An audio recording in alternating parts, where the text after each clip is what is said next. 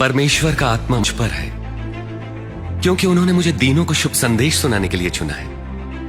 उन्होंने मुझे भेजा है कि मैं बंदियों को मुक्ति और अंधों को दृष्टि पाने का संदेश दूं, सताए हुए लोगों को मुक्त करने के लिए और यह घोषणा करने के लिए कि समय आ गया है जब परमेश्वर अपने लोगों को बचाए। वे ठीक कहते हैं। एक बार दो व्यक्ति प्रार्थना करने मंदिर गए। एक धार्मिक गुरु और दूसरा चुंगी लेने वाला था। धार्मिक गुरु अलग खड़ा होकर यूं प्रार्थना करने लगा, परमेश्वर, मैं आपका धन्यवाद करता हूं कि मैं दूसरों की तरह लालची, बेईमान और व्यभिचारी नहीं। मैं आपका धन्यवाद करता हूं कि मैं इस चुंगी लेने वाले जैसा नहीं। सप्ताह में 2 बार उपवास रखता हूं, आमदनी का 10वां आपको देता हूं। परंतु चुंगी लेने वाले ने दूर ही खड़े होकर स्वर्ग की ओर आंखें उठाए बिना अपनी छाती पीट पीट कर यह कहा, हे परमेश्वर, मुझ पापी पर दया कर। मैं तुमसे कहता हूं, धार्मिक गुरु नहीं परंतु यही चुंगी लेने वाला परमेश्वर की दृष्टि में धर्मी ठहरा और अपने घर गया।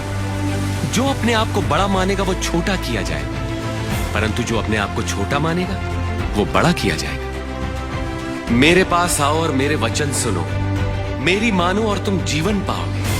प्रभु को खोजो जब तक वो मिल सके, उन्हें पुकारो जबकि वो पास है। दुष्ट अपनी दुष्टता और अधर्मी अपने बुरे विचार छोड़कर परमेश्वर के पास आए और वे उन पर दया करेंगे और उन्हें पूर्ण क्षमादान देंगे। तुम आनंदित रहोगे और तुम्हें शांति मिलेगी। हाय तुम पर जो अब हंसते हो, तुम रोगे और विलाप करोगे। अफसोस जब लोग तुम्हारी बड़ाई करें, क्योंकि उनके पूर्वजों ने भी झूठे भविष्यवक्ताओं के लिए यही किया। पर मैं तुम लोगों से कहता हूं, शत्रुओं से प्रेम रखो, घृणा करने वालों का भला करो, जो श्राप दे उन्हें आशीष दो, बुरा करने वालों के लिए प्रार्थना करो। तुम्हारे एक गाल पर कोई थप्पड़ मारे तो उसकी ओर दूसरा भी फेर दो। कोई तुम्हारा अंगरखा ले तो अपनी कमीज भी उसे दे दो। किसी भी मांगने वालों को मना मत करो। यदि कोई तुम्हारी वस्तु ले ले तो उसे वापस मत मांगो। तुम वही करो जैसा व्यवहार तुम दूसरों से चाहते हो। यदि तुम अपनों से प्रेम रखने वालों से प्रेम रखते हो तो तुम्हें आशीष क्यों कर मिलेगी? पापी भी अपने प्रेम रखने वालों से प्रेम रखते हैं। और यदि स्वयं पर भलाई करने वालों की भलाई करते हो तो तुम क्यों कर आशीष पाओगे? पापी भी ऐसा ही करते हैं। आरोप मत लगाओ तो तुम पर भी नहीं लगेगा, दोष मत लगाओ तो तुम पर भी दोष नहीं लगेगा। क्षमा करो तो तुम्हें भी क्षमा मिलेगी, दो तो तुम्हें भी दिया जाएगा।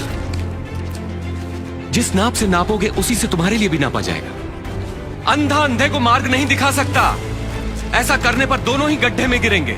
अपने भाई की आंख के तिनके को क्यों देखते हो जबकि अपनी ही आंख का लट्ठा नहीं देख पाते? मार्ग के किनारे गिरे बीज उन्हें दर्शाते हैं जो वचन सुनते हैं, पर शैतान आकर उनके मन में से वचन चुरा लेता है ताकि वे विश्वास करके कहीं मुक्ति न पाले।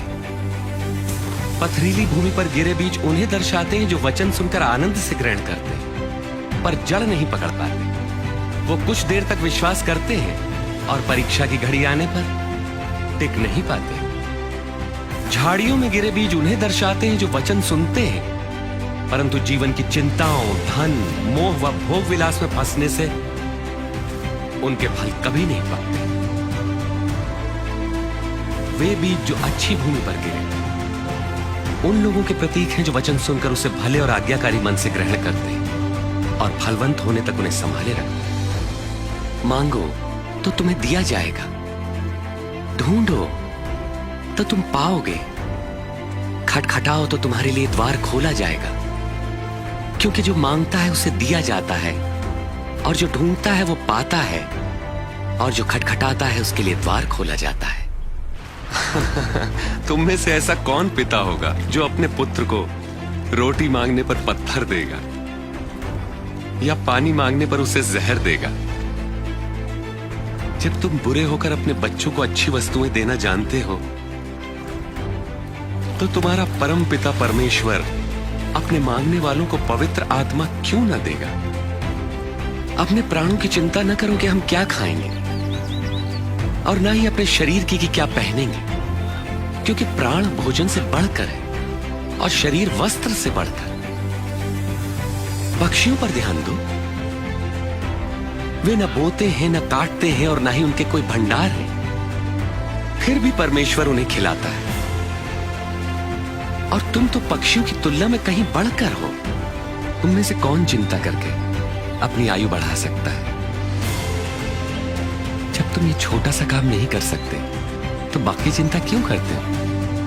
इन फूलों को देखो, ये कैसे बढ़ते हैं। वे किसी तरह का परिश्रम नहीं करते। राजा सुलेमान इनमें से एक के समान भी सुंदर वस्त्र न पहन सका। यदि परमेश्वर मैदान की घास को सजाते जो आज है और कल आग में झोंकी जाएगी, तो निश्चय ही वह तुम्हें भी वस्त्र पहनाएंगे। यदि तुम्हारा विश्वास राई के दाने के बराबर भी होता तो तुम इस पेड़ से कहते कि जड़ से उखड़कर समंदर में जा लग, तो ये तुम्हारी बात मान लेता। ऐ मेरे लोगों, भयभीत ना हो। परम पिता की यह इच्छा है कि तुम्हें राज्य दे। अपना सब कुछ बेचकर पैसा गरीबों को दान कर दो और ऐसे बटुए बनाओ जो फटते नहीं। स्वर्ग में धन इकट्ठा करो जहां वो घटता नहीं, क्योंकि कोई चोर वहां नहीं पहुंच सकता, न ही कीड़ा उसे नष्ट कर सकता है। जहां तुम्हारा धन होगा वहीं तुम्हारा मन भी लगेगा। तुम आज्ञाएं तो जानते हो, व्यभिचार न करना, हत्या न करना, किसी पर झूठे आरोप न लगाना, अपने माता पिता का आदर करना। तुम्हारे लिए भी एक काम करना आवश्यक है। अपना सब कुछ बेचकर धन गरीबों को बांट दो, तुम्हें स्वर्ग में धन मिलेगा। फिर मेरे पीछे हो लो। धनवान का परमेश्वर के राज्य में प्रवेश कितना कठिन। धनवान के लिए परमेश्वर के राज्य में प्रवेश मुश्किल है, जबकि ऊंट का सुई के नाके से निकलना सहज है। जो मनुष्य के लिए असंभव है वो परमेश्वर के लिए संभव है। परमेश्वर का राज्य प्रकट रूप से नहीं आता। कोई ये नहीं कह सकता कि देखो ये यहां है या वहां है, क्योंकि परमेश्वर का राज्य तुम में है। वो समय आएगा जब तुम परमेश्वर के पुत्र के आगमन का दिन देखना चाहोगे, पर देख ना पाओगे। जैसे बिजली आकाश की एक ओर से दूसरी ओर तक प्रज्वलित होती है, वैसे ही परमेश्वर का पुत्र भी प्रकट होगा। परंतु पहले उसे बहुत दुख उठाना होगा और इस युग के लोग उसका तिरस्कार करेंगे। मैं कहता हूं, जो तुम देखते और सुनते हो, बहुत से भविष्यवक्ताओं और राजाओं ने देखना और सुनना चाहा, परंतु ऐसा न कर सके। धर्मशास्त्र क्या कहता है? इसका क्या अर्थ है? तुम अपने प्रभु परमेश्वर को संपूर्ण हृदय, संपूर्ण प्राण, संपूर्ण सामर्थ्य, संपूर्ण मन से प्रेम करो। पड़ोसी को अपने समान प्रेम करो। तुमने ठीक कहा, यही करो तो जीवित रहोगे। एक बार एक मनुष्य ने अंगूर की बारी लगाई, उसे ठेके पे देकर लंबे समय के लिए कहीं चला गया। जब अंगूरों को इकट्ठा करने का समय आया तो उसने अपने एक दास को भेजा कि फसल में उसका हिस्सा उससे मिल सके, परंतु ठेकेदारों ने उसे पीटकर खाली हाथ भगा दिया। तब उसने दूसरे दास को भेजा, पर ठेकेदारों ने उसे भी पीटा और अपमानित करके उसे भी खाली हाथ लौटा दिया। तब उसने तीसरे दास को भेजा, किंतु ठेकेदारों ने उसे मार पीट के बाग के बाहर धकेल दिया। तब अंगूर बारी के मालिक ने अपने मन में सोचा, अब मैं क्या करूं? अब मैं अपने प्रिय पुत्र को भेजूंगा, अवश्य ही वे उसका आदर करेंगे। परंतु ठेकेदारों ने उसे आते देखकर आपस में कहा, यह तो मालिक का पुत्र है, उसे मार डालें तो यह जायदाद हमारी हो जाएगी। उन्होंने उसे बारी के बाहर निकाला और मार डाला। अब देखो मालिक उन ठेकेदारों के साथ क्या करेगा। वो आकर उनको मारेगा और अंगूर की बारी दूसरे को दे देगा। तो इस वचन का क्या अभिप्राय है? जिस पत्थर को राजमिस्त्रियों ने निकम्मा जान नकार दिया, वही पत्थर सबसे श्रेष्ठ सिद्ध हुआ।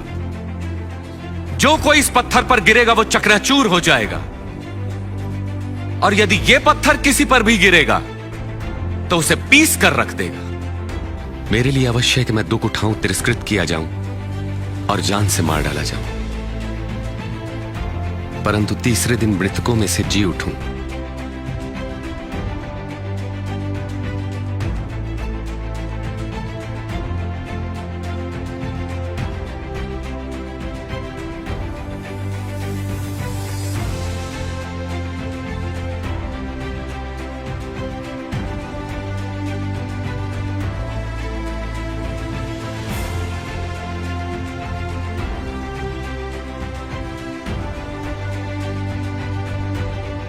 वो समय आएगा जब तुम परमेश्वर के पुत्र के आगमन का दिन देखना चाहोगे, पर देख ना पाओगे।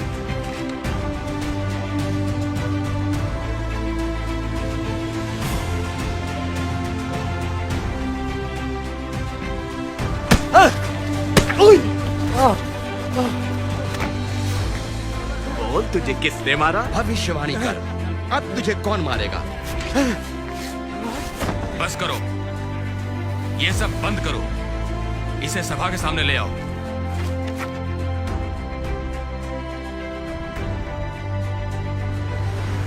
हमें बता, क्या तू ही मसीह है? यदि मैं बताऊंगा तो तुम विश्वास न करोगे। यदि मैं तुमसे प्रश्न पूछूं तब तुम उत्तर न दे सकोगे।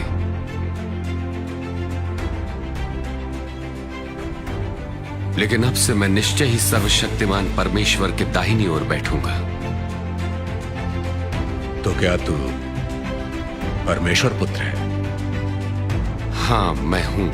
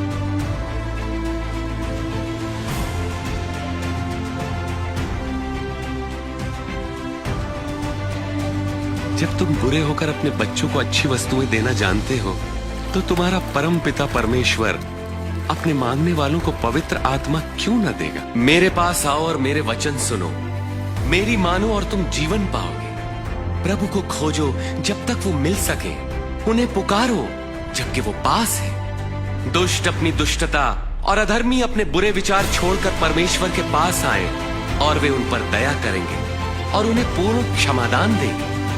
तुम आनंदित रहोगे और तुम्हें शांति मिलेगी। वो समय आएगा जब तुम परमेश्वर के पुत्र के आगमन का दिन देखना चाहोगे, पर देख न पाओगे। धन्य है वे लोग जो मुझ पर संदेह नहीं करते।